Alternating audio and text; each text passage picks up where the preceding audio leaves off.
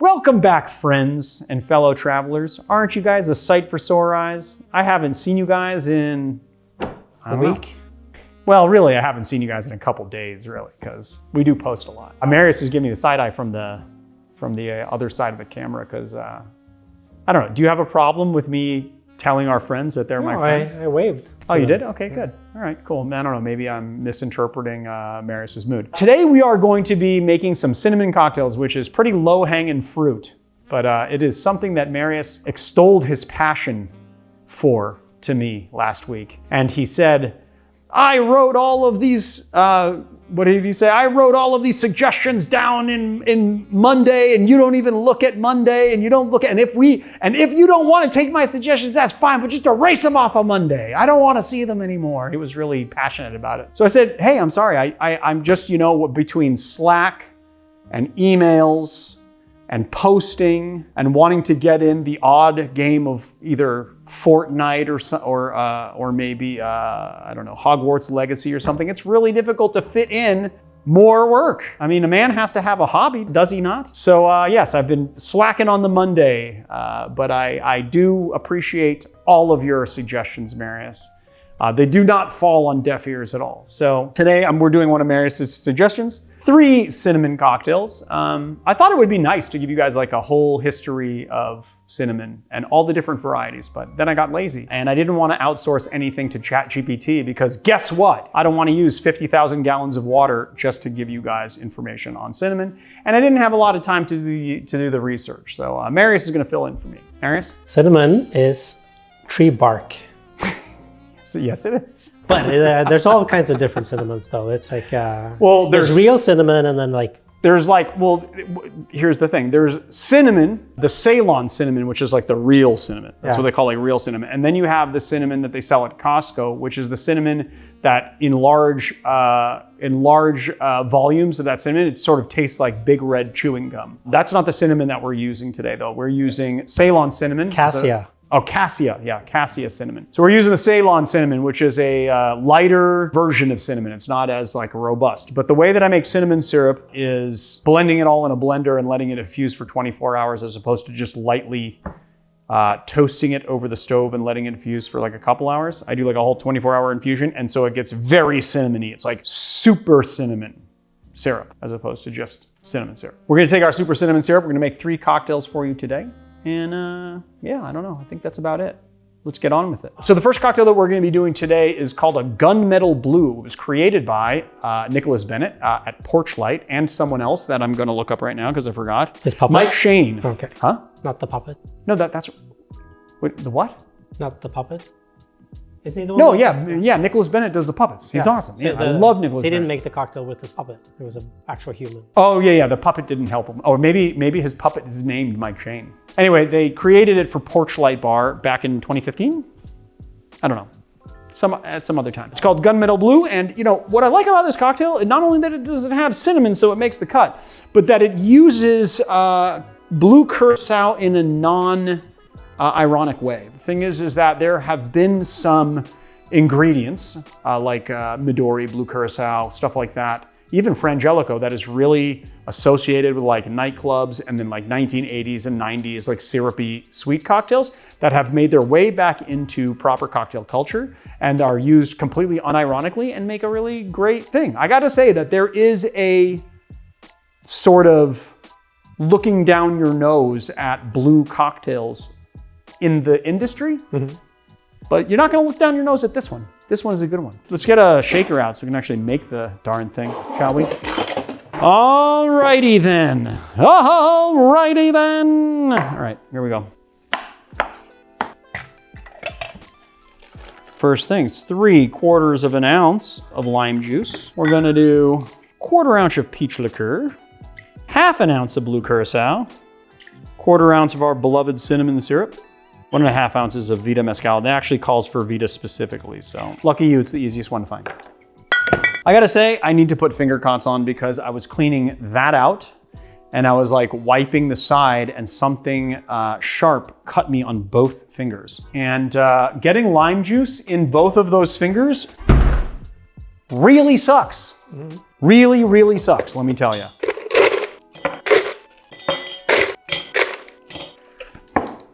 Give it a shake.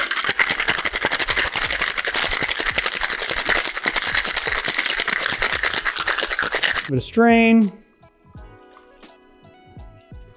That is bright. It is indeed. You know what it reminds me of? It reminds me of the swimming pool, the Charles Schumann drink. Hold on, I gotta go grab an orange. Forgot to bring them out while we were setting up. What about these Surprise, surprise. I just walked all the way out there for an orange and ones? I mean, they're all there. they're actually in here. Oh, but those ones? You don't like those ones? Huh? You don't like the ones in the basket? The ones in the basket are now for juicing. The skin is, you're not gonna get like any zest on it. The skin's too soft because they're, you know, a couple days old. And by a couple days, I mean like probably a week or so. So we're gonna do an orange coin. So you just wanna take it off. It's actually good to get a little bit of the pith on the back because if you cut it too thin, you're not gonna get enough of the expressed oils out of it. And then we're just gonna express the oils on top. And then we're just gonna float that in the glass like so. Let's give it a taste. You know, that is everything that I want in a blue drink. It's nice and tart. You get the peach, which kind of brings in that, sort of like early 90s, late 80s vibe where they were putting peach schnapps into everything. We added in like the Gifari Pêche de Vin, so it's like a really nice peach liqueur. On top of that, you got your blue Curacao, which is bringing in, you know, it's Curacao, so it's orange liqueur that's just been tinted blue with food coloring. And then you have the Mezcal, which gives you the salinity, and it also gives you a little bit of that smoke to just kind of balance it out with some minerality. So it's got some like little bit of saltiness to it, and it's just really fantastically good. But what's nice about it is that it's not cloying, it's not overly sweet. And when you look at a cocktail like this, your brain is gonna go, oh, this is gonna be sweet. But actually, it's really well balanced and very nice, and it has complexity that it doesn't betray. It's one of those cocktails that plays against expectation, which I really like. You look at it and you think it's gonna taste one way, and then you taste it and it's wholly surprising, and surprising in the best way, which I love. So there it is, guys, the Gunmetal Blue.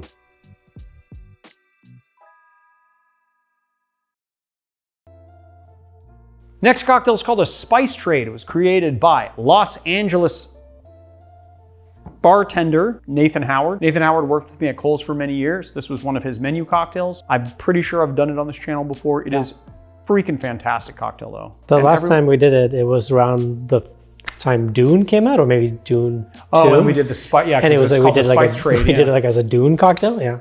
Yeah, well, we sort of tried to rebrand it as when Dune 1 came out.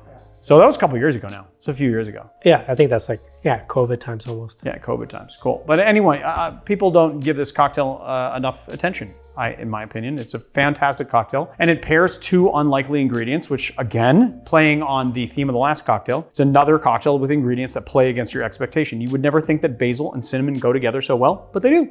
They're awesome. And this is a very straightforward, easy cocktail that all of you can make. First things first, we're gonna start with our fruit.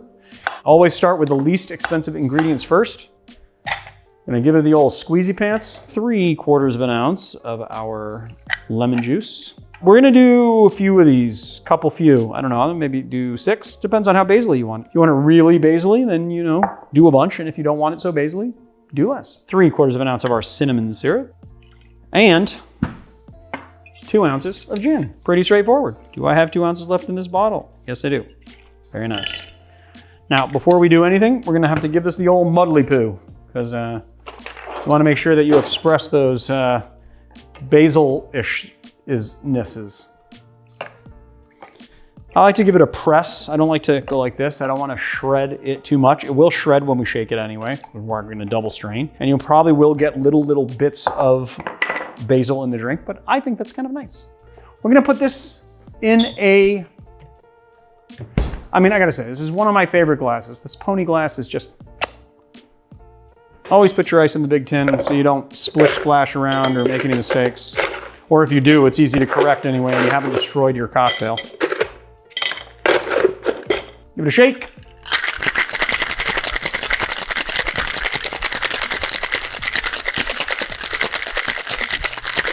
And give it a strain.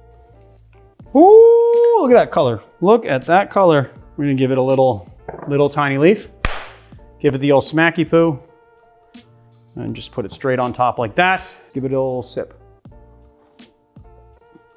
Basil, cinnamon goodness. But you know what else is really nice is that the gin and the botanicals in the gin give it this depth that wouldn't be possible with something like vodka. A lot of people will say, like, I don't like gin. I don't want to drink a gin cocktail. But then you drink something like this that has a botanical element, some type of herb or whatever, and then that basil flavor playing in with all of the, regular botanicals that you get with the gin, which, you've got cassia in there, you have angelica root, you've got lemon, you got orange, you've got a bunch of citrus elements in there, and then you've got the cinnamon right on the back end. And it just really brings this nice full complexity to it. And the simple syrup just, balancing everything out, giving it a cinnamon vibe. It is just magnifique. It is such a good cocktail. So there it is, guys, the spice trade.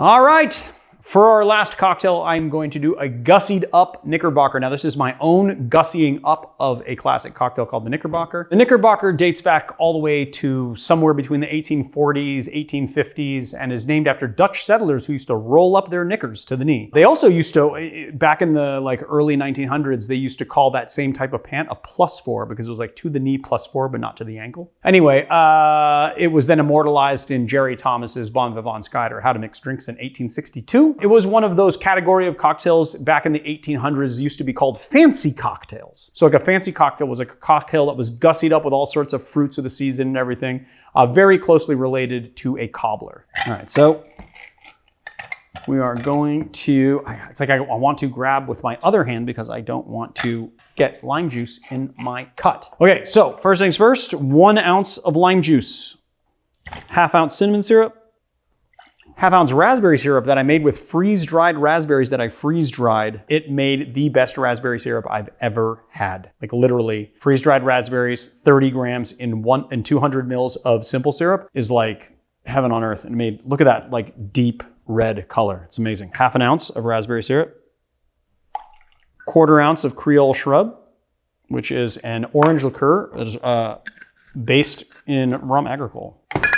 And then we're gonna do 3/4 ounce of aged overproof Jamaican rum and 3/4 ounce of light rum blend. And it is a pebble ice cocktail. So you know what that means, Marius, right? That means 1 ounce of pebble ice into the tin, whip shake it till it's completely gone. Just enough to add a bit of chill and a bit of dilution on the front end because it's gonna sit on pebble ice. And it's going to melt rapidly, so we don't want to overdo the amount of dilution or chill because the cocktail ice that it sits on is going to do that for us. Okay, shake that till it's gone. Dump it. Look how nice and frothed that is too. Add in your ice. Don't be afraid to pack the ice in. You want to make sure you put a lot of ice in this cocktail. That is what is going to keep it cold. I like to put a little snow cap on top, although it is true that with the snow cap you get a little extra dilution, but you can always make up for that in your shake. I'm gonna give it a little straw here. And I think I'm just gonna go with freeze-dried raspberries that I've kept vacuum sealed this entire time. They have been sitting vacuumed in here for the last month or so, and guess what? They're just as fresh as they've always been. And this is one of those fancy cocktails, so you wanna garnish it with berries and fruits of the season. Raspberries aren't seasonal, but I freeze-dried them, so they're seasonal all the time. Fantastic, super rum forward. You get that really vibrant raspberry, and the raspberry and the cinnamon go really well together. It's not overly sweet. I was a little bit worried because basically 1 ounce of lime, and then you do 1 ounce basically of simple syrup. I did 1/2 ounce and 1/2 ounce. If you wanted it to be a little less sweet, you could take that down to 1/4 ounce, and then 1/4 ounce of the Creole Shrubb. I thought maybe this will go a little overly sweet, a little too saccharine, but it actually works out really well. It's nice and tart, it's very bright. You get the cinnamon, you get the raspberry, and of course, you get the rum and a little orange twinge. So there it is, my gussied up Knickerbocker. What did I say? 1/4 ounce of blue Curacao? All right, let's do that one more time. And 1/2 ounce of blue Curacao. Click the link above my head that Marius is gonna remember to add, or at least remind me to add, and then you can get all the history on the Knickerbocker. Today's Educated Barfly video is sponsored by The Educated Barfly. I don't know if you guys know this, some of you do, some of you don't, but we've got lots of really good products in our store, and we are constantly adding to those products. One of our very new additions, freeze-dried garnishes. So whereas a dehydrated garnish gives you sort of like a more tea-like caramelized scent. The freeze-dried version of that is a little bit brighter, and then all the sugars when you freeze dry it come to the surface, and so you get a very bright, fresh orange flavor. These guys have been a real big hit since we put them in the store. We get lots of orders for them. We also have a little bit of glassware. We have our now kind of iconic Nick and Nora style glass that we did in the regular and honeycomb pattern. This is a 6-ounce glass, kind of Nick and Nora style. And we have a brand new, more coupe style glass. It's 7 ounces. We also have the honeycomb pattern in this as well. So if you're a fan of the channel and you want to help us out, this is a very good way to help the channel and then also get something out of it. A lot of this is the glassware that you see in our videos, and so you'll be able to recreate the same cocktails that we make in the studio at home with the best possible recipes, the best possible instructions, and now the best possible glassware and garnishes.